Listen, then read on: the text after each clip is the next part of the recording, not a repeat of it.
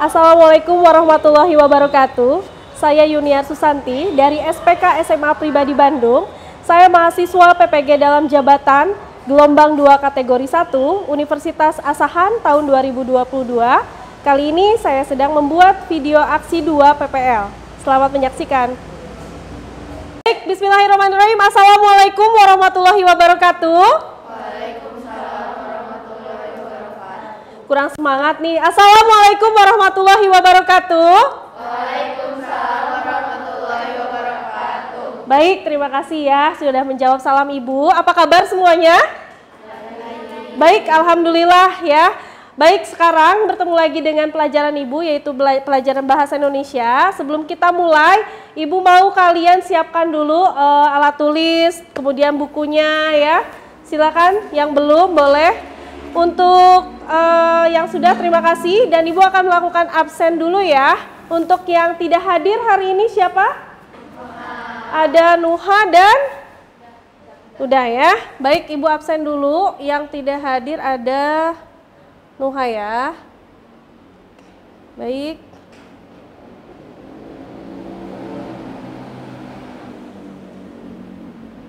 Sip.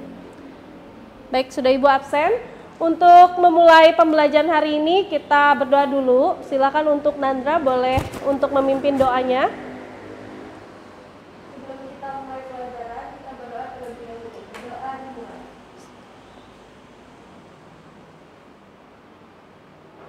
Berdoa selesai. Itu the teacher. Good morning, Bu Chan. Good morning juga, silakan duduk kembali. Terima kasih Nandra yang sudah memimpin doa. Dan untuk sekarang Ibu ingin memberitahukan bahwa ini adalah pertemuan terakhir kita di materi teks hikayat.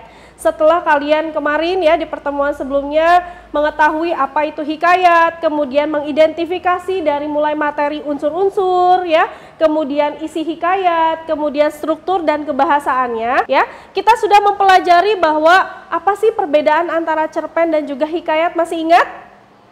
Masih lupa? Kalau gitu Ibu mau tanya nih, apa perbedaan antara hikayat dan juga cerpen? Siapa yang bisa? Tentu saja yang bisa jawab Ibu akan berikan green card.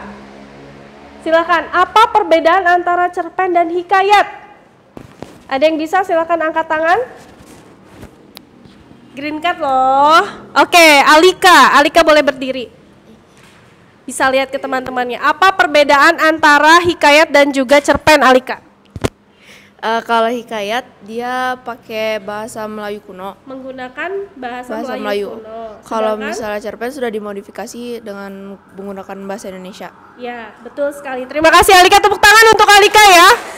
Siap-siap untuk ice breaking. Ibu minta kalian duduknya secara grup nih. Sepertinya ada yang belum secara grup. Nah, boleh Nazwa ke grup 3. Ini grup 1 sudah ya. Grup 1, grup 2, kemudian grup 3 dan grup 4 seperti itu. Baik, terima kasih. Siap-siap kita akan melaksanakan ice breaking, teman-teman. Raja Indra Dewa. Oke. Untuk grup 1, bisa lihat nama raja yang barusan diceritakan itu betul atau salah nih ya. Dalam cerita tersebut yaitu Maharaja Indra Bangsawan. Benar atau salah? Grup 1 ya. Salah. Salah. Harusnya? Indra Dewa. Betul ya. Nah, adapun tujuan pembelajaran yang akan kita laksanakan yaitu di poin 3.8 dan 48 ya, terutama di 4.8. Karena sebelumnya kita sudah pelajari ya untuk tujuan pembelajaran yang sebelumnya. Nah, yang hari ini yaitu tentang bagaimana kalian dapat mengembangkan cerita rakyat atau hikayat ke dalam bentuk cerpen dengan memerhatikan isi dan juga nilai-nilainya. Nah, ini kan kita sudah pelajari ya tentang unsur-unsur, kemudian nilai-nilai baik unsur intrinsik maupun ekstrinsik kita sudah pelajari di pertemuan sebelumnya. Tapi alangkah tidak salahnya Ibu mengingatkan kembali karena hari ini kita lanjutkan hanya untuk mengubah hikayat yang kalian dapatkan secara grup ke dalam bentuk cerpen. Kalau ini kan kita sudah melakukan identifikasi di pertemuan sebelumnya ya. Jadi insya Allah lebih singkat untuk pertemuan hari ini. Kemudian struktur dan kebahasaan juga sudah kita pelajari dan sudah kalian analisis dari teks hikayat yang tadi disebutkan. Nah, ini yang penting harus kalian ketahui bahwa menceritakan kembali sebuah hikayat, terutama nanti diubah ke dalam cerpen, yang pertama kalian harus bisa mengidentifikasi dulu kata-kata yang sulitnya itu seperti apa. Kemudian membaca keseluruhan cerita, dan terakhir cerita dengan mengambil intisari saja atau intinya, ya. Jadi singkat saja secara ringkas. Selanjutnya, nah, tadi Ibu sudah bertanya apa persamaan dan perbedaan hikayat dengan cerpen, ya. Tentu saja kalian sudah mengetahuinya karena kita sudah mempelajari di pertemuan sebelumnya. Tapi tidak ada salahnya bahwa persamaannya itu dua-duanya sama-sama karya sastra berbentuk prosa atau cerita. Kemudian memiliki unsur intrinsik dan ekstrinsik tadi, ya. Betul dijawab oleh siapa? Oleh Nandra, ya. Kemudian selanjutnya kalau perbedaannya tentu saja dari strukturnya, ya. Dari kebahasaannya juga, ya, tadi juga sudah dibahas. Dan ini yang akan kalian laksanakan secara diskusi grup, mengubah hikayat ke dalam bentuk cerpen. Tentu saja harus ada perubahan dari segi bahasanya, ya, dari segi unsur dan segala macam, walaupun unsurnya hampir sama seperti itu, ya. Jadi tolong ini nanti didiskusikan bersama grup. Nah, ini langkah-langkahnya, kalian baca dulu untuk hikayatnya seperti apa, kemudian tentukan konflik atau masalah yang ada di dalam hikayat tersebut, kemudian menyusun kerangka dan juga mengembangkan menjadi sebuah cerpen. Sampai akhirnya nanti kalian tolong buat pengubahan antara hikayat ke cerpen itu dalam bentuk Canva, ya, di bentuk Canva, kemudian nanti dipresentasikan di depan kelas dan tolong diskusikan pembagian untuk presentasinya, kira-kira di bagian analisis unsur siapa, di bagian mengubah cerpen ke dalam hikayat ke dalam cerpen siapa. Jadi tolong dibagi-bagi supaya di setiap grup itu jelas pembagian kerjanya, ya. Bisa dipahami? Paham, ya? Nah, kalian kan duduknya sudah secara grup, ya, teman-teman. Nah, ini dia, sebentar. Coba dicek dulu. Untuk grup 1 di halaman 63, judulnya apa? Grup 1 di halaman 63, grup 1 ini, ya? Oh, Ibu salah berarti tadi 1, 2, 3, ya? Oke, baik. Grup 1 halaman 63, judulnya Hikayat Bunga Kemuning. Jadi nanti kalian menganalisis dan mengubah hikayat dari teks hikayat itu sendiri ke dalam cerpen. Berarti grup 1 Hikayat Bunga Kemuning, grup 2 halaman 65 Abu Nawas. Kemudian grup 3 73 apa judulnya? Malin Demam. Kemudian yang terakhir grup 4 Hang Tuah. Oke, jadi itu, ya, sudah Ibu berikan judul-judulnya sesuai di buku paket atau di LKPD yang kalian sudah dapatkan.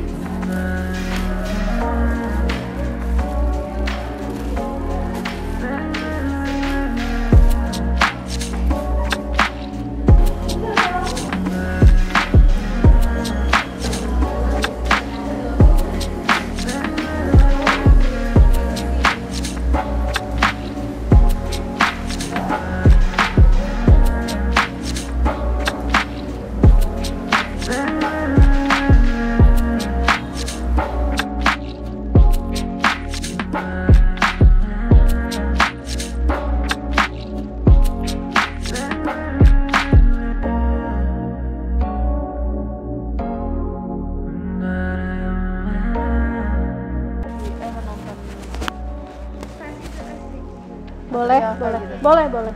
Pada sesi apa gitu, ya? Boleh, ya. Gimana? Ya? Yang ketiga apa tadi? Ya, yang belum ditahan. Misalnya kebahasannya atau apa gitu.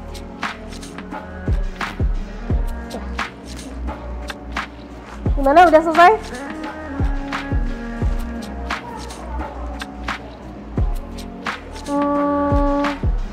Oh, lebih ke ini aja, struktur berarti.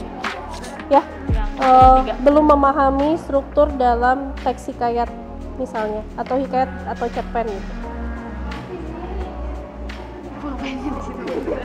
Ya. Ya, kalian udah selesai? Aduh, ini.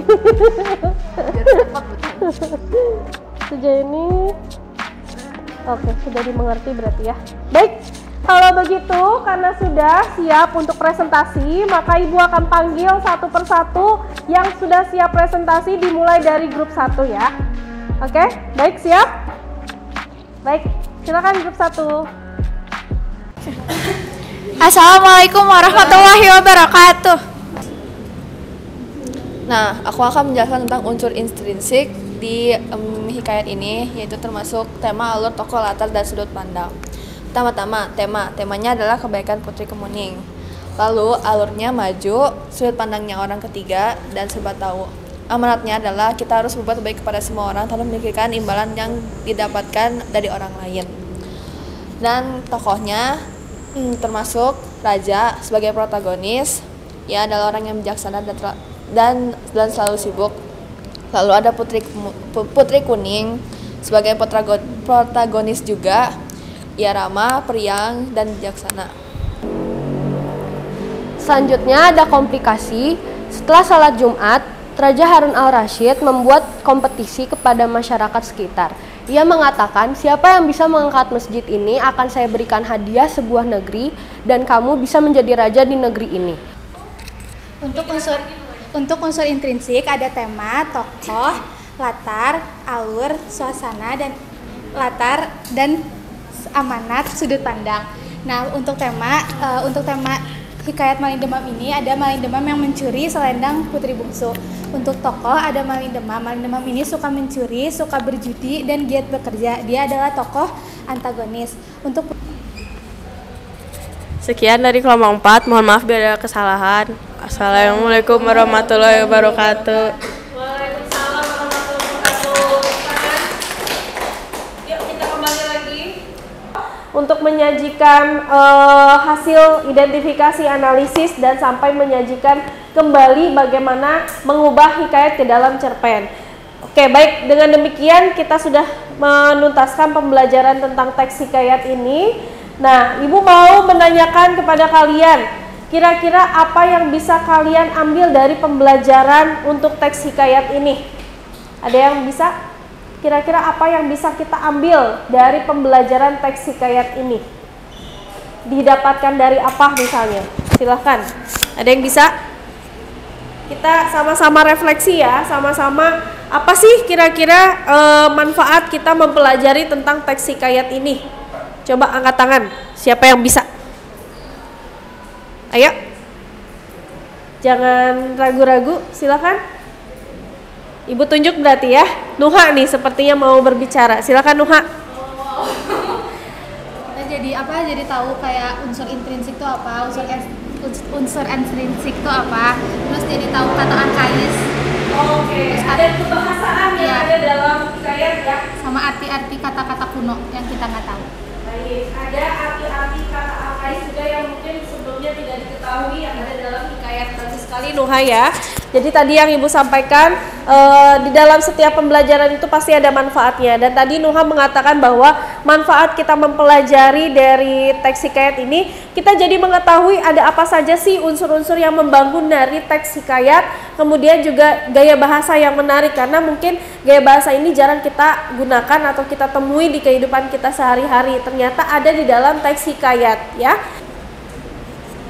Kita dapat banyak nasihat dari amanah-amanah teks yang beda-beda, jadi kita nggak bakal terjerumus ke hal yang jelek gitu. Oke. Dari grup 1 yang disampaikan oleh Najwa, dari hikayat ini kita bisa mengambil amanahnya ya, amanat gitu ya, amanat dari cerita supaya kita tidak melakukan tidak melakukan hal-hal yang diceritakan di hikayat itu, misalnya tentang kebohongan ya, kemudian keserakahan seperti itu ya. Nah, banyak sekali yang tadi kita simak juga dari teks-teks hikayat yang memang syarat amanat yang disampaikan dan juga nilai-nilai ya, biasanya itu bersamaan nilai-nilai dan juga amanat seperti itu.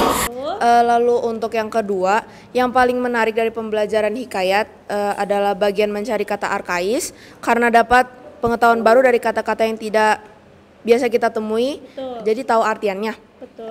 Lalu yang ketiga, sejauh ini materi tentang teks hikayat sudah dengan mudah dipahami. Alhamdulillah. Berarti untuk kedepannya kita lebih memperdalam lagi struktur dan kebahasaan dari teks hikayat. Baik teman-teman, dengan demikian tadi sudah diakhiri dengan kegiatan refleksi dan juga apa yang bisa kita ambil dari pembelajaran kita hari ini. Berarti usai sudah perjumpaan di pelajaran bahasa Indonesia untuk hari ini. Silakan untuk membereskan alat tulisnya dan kita berdoa ya. Sebelum kita akhiri, silakan untuk berdoa dulu Nandra. Sebelum kita mengakhiri pelajaran, mari kita berdoa terlebih dahulu. Berdoa dimulai.